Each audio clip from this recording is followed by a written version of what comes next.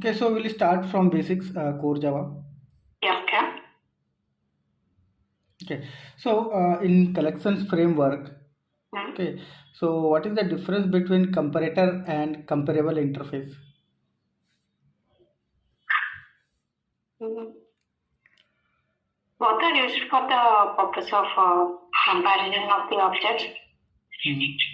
and comparator takes the object and compare it with the object with the class we are open, and comparable is sorting on the basis of usually in comparable we can implement our own sorting order. Mhm. Okay, okay, okay, fine. So, what is hash collision? And hash map, which internally works on the basis of hashing. Whenever an object comes in the place of key, it creates the hash code of that object, and according to the hash code, it provides the index to be placed for that object and value. Whenever two objects have the same hash code, and the hashing collision occurs here, and internally hash maps has this bucket which is put on linked list, and it will place in the place of same index with a node based structure. Mhm. So, what's the difference between Java and C++? Yeah. Okay, okay, so okay, fine. So, what do you mean by object-oriented programming? In the object-oriented programming, mainly everything is an object and a class. Or we can HCL means class means it's a blueprint of the object. What is the object should consist of, it will define in these all classes. Okay. What do you mean by platform independent? Java is a platform independent programming language, which means we can run these Java programs applications on any platform, any platforms like Windows, Mac, Linux, like that. So, how this is possible that we can create one program and it can run? Because Java converts this code into bytecodes. This is readable by machine, which is a machine code which is readable by any machine. So, suppose I have converted one hello world program into bytecode. Okay, so will that bytecode will run on every machine like mobile? No, not like that. Java is working on JVM, Java Virtual Machine, which is different for every platforms or platform OS, where every OS has their own JVMs. But every JVM will understand this bytecode generated by the Java. Okay, yeah, fine.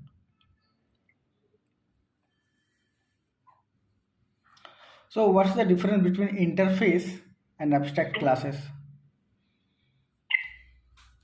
Interface, both are used for the purpose of abstraction only, but in abstract classes we can have concrete methods, and interfaces we do not have concrete methods. Before up to Java 8 we don't have, but after Java 8 we have default and static methods in the interfaces. Yeah. Okay, fine. What's the difference between array list and linked list? Yeah, array list and linked list. Array list implements this random access so that we can get the elements whenever our frequent operations or such operations, we can go for array list so that we can get easily this array list. And linked list, it is whenever the frequent operations are inserting operations, we can go for linked list because it internally provide linked list data structure. And array list is a global array internal, and the linked list is a linked list which works on nodes. And yeah, these are the main differences. Okay. How we can create immutable class? We can create a immutable class by using this keyword final with the class and declaring all the variables as private, and only providing getter methods to access that variables.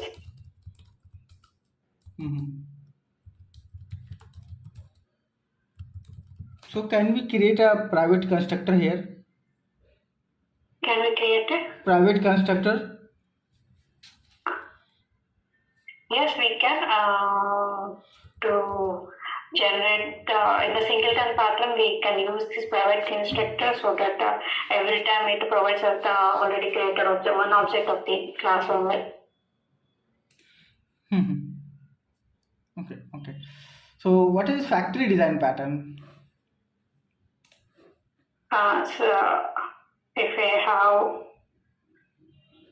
different implementations of the classes and we need and we tell the class to be wanted at the runtime, we will follow this factory method design pattern which provides this object of the class at the runtime, which implementation of the class. Which implementation of the interfaces. Okay, fine. So now moving. What is garbage collection? Garbage collections, whenever an objects are not in use, we can let them get collected by the garbage.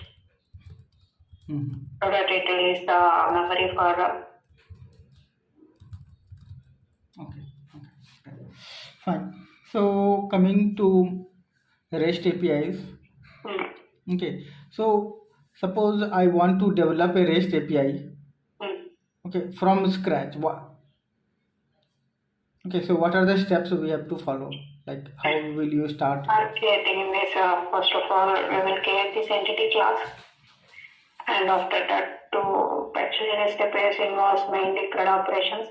For that purpose, we will implement have a repository class interface which implements repository interfaces, and after that we have a service class in which we can tell the business logic services, and after that controller class. In that controller class, by making it as a direct REST controller to make that control as which is responsible for response body creations, and after that at the request mapping notation when on top of this class, and providing the getter sense at getters HTTP methods like get mapping, port post, delete. Yeah. Okay. So what are the status code that a REST API can return? Which is status code for successful 200, 404, 400, some 501 like this. Okay. Fine. So how we can handle 500 errors? Come again? How we handle 500 errors? 100 we can. So what we write, like, do you know what it is? Custom exception. Yes, by the controller expression exception, by configuring exception class, we can handle these exceptions. Okay. Suppose I want to create a REST API which will return the name, the detail of employee by employee ID. Okay. So how will I write? Like where we will write employee ID and how? We will first create this method of public get employee ID data by passing find by ID. By calling find by ID in the service class and date to repository class. by passing this employee ID through the URI, get mapping URI by mentioning there. Which calls the service they have. After the service calls the repository depends upon this repository calls to the database, and from there to again the same. Okay, how we can integrate JPA with this? By implementing the Spring Data JPA repository. No, I mean what will be the the dependency you will add?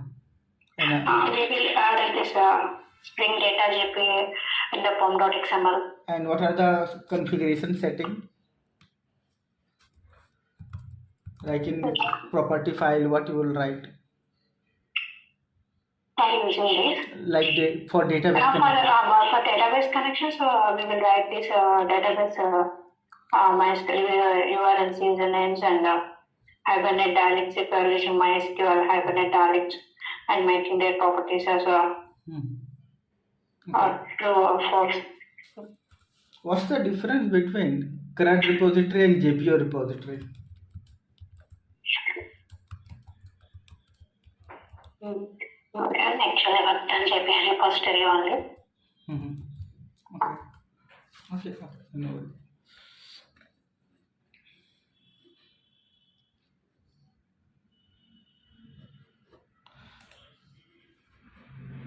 In Spring Boot, what is the use of @value annotation?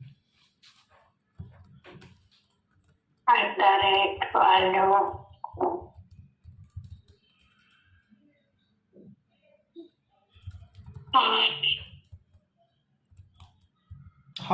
How we can read the property file? To insert the values.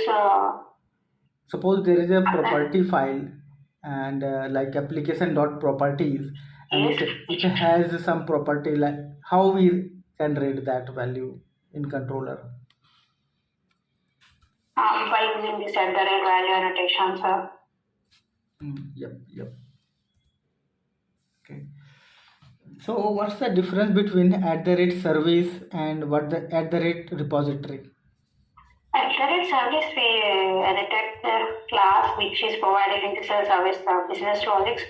We will annotate that class with @service, and the repository to get the database connections and to fetch the data from the database. We use repository on the class, which is implementing its JPA repository or CRUD repository like that. Okay. What is the use of @component scan? Component scans all the components, all the classes which are annotated with the component in the packages, in all the packages.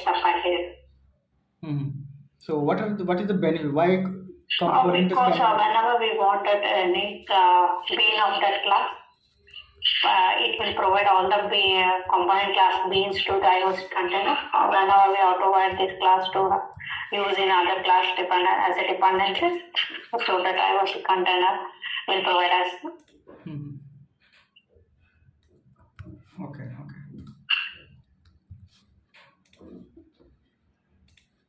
fine.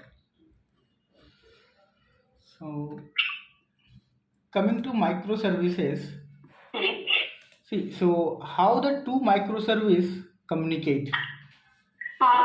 There are two ways of using this one, asynchronous and asynchronous communications. I worked on asynchronous communication. Using this REST template, we can call the services. Okay. So, and what about asynchronous communication? Asynchronous communications to expose our services to the other third parties to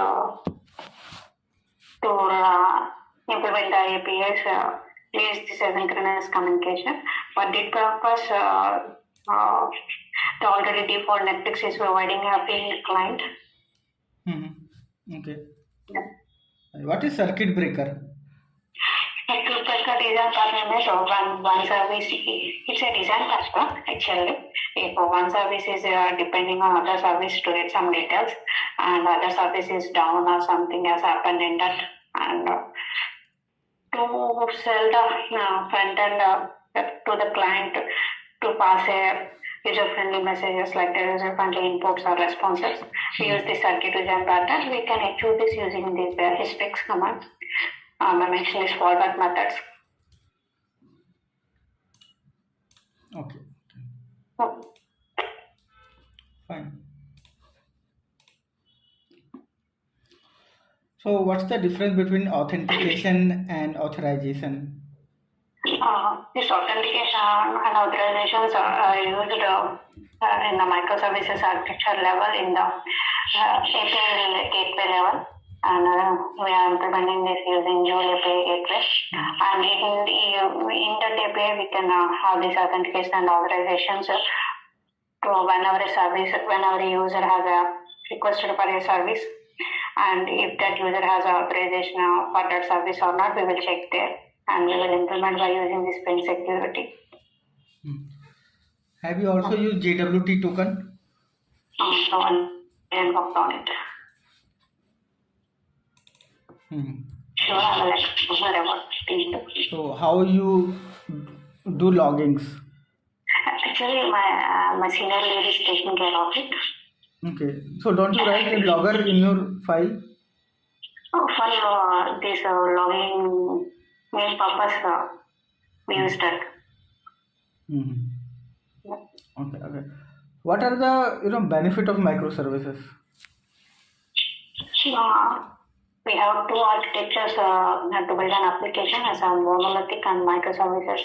Monolithic means all the services are designed in one application itself, and in microservices architecture, we will split our services into different microservices so that we can achieve the challenges like load balancing the services, scaling the services, and enhancements and requirements related to only some services we need to.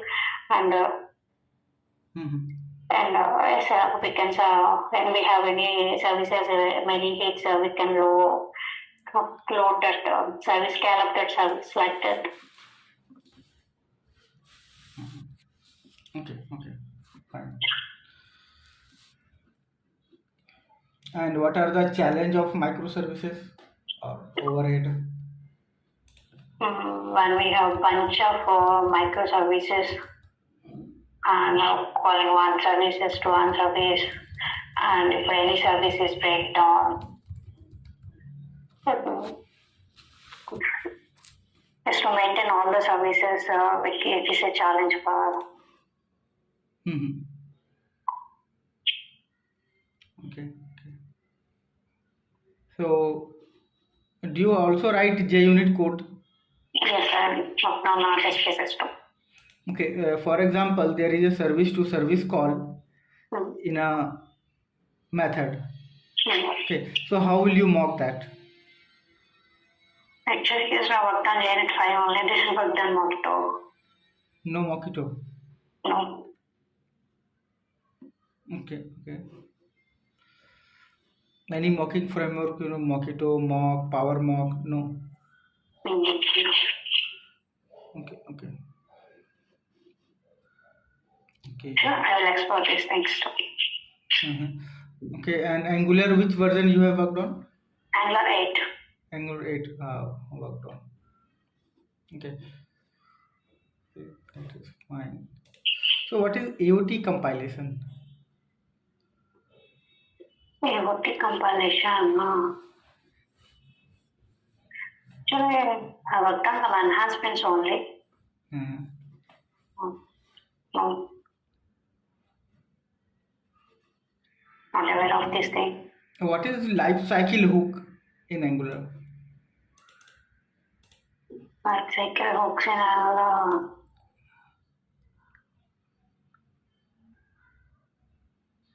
So, do you know Angular, or we should we skip this section?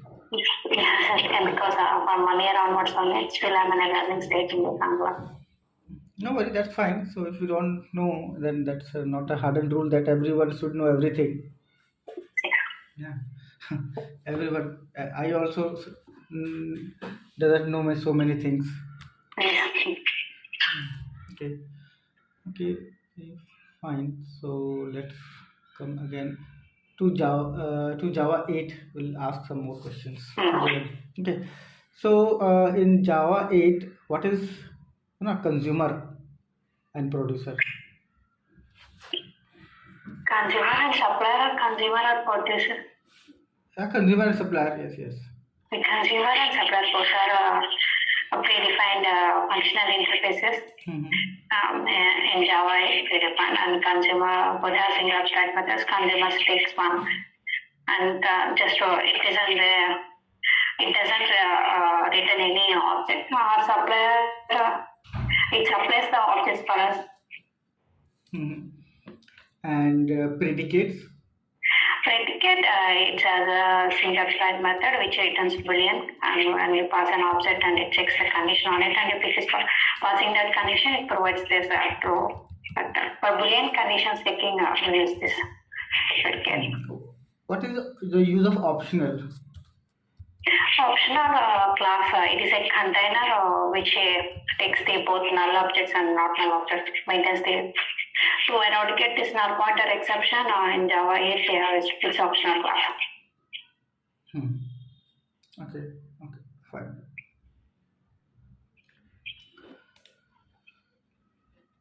In microservice development, so what you did in microservice development? Sure. Like in your project, what task you got in microservices? Like implementing this Eureka server for all the services, and worked on this history and circuit design pattern to develop the code related to this fallback methods. Okay, so what is circuit design pattern, and when it will be open, and circuit will be open, and when will be the circuit will be closed?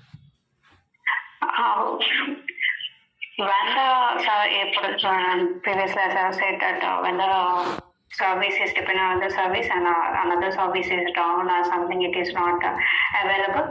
At that time, that call goes to this fallback method. And in that fallback method, we will mention the response to be given to the controller. For that purpose, we use the circuit design pattern. Okay.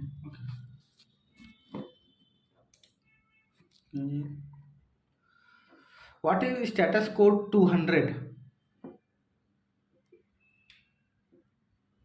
It's okay. Successfully completed. And 201?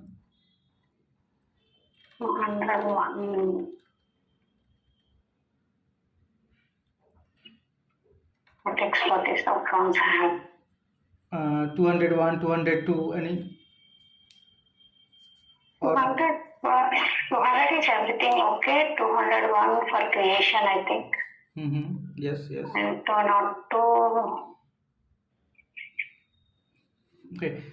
And what about 400? Hello? 400 errors? 400 is a bad request response. Something we are not, it is not, the service is not there. And will not process, the server will not process the request. At that time we pass this 400. And 401? 401 status code.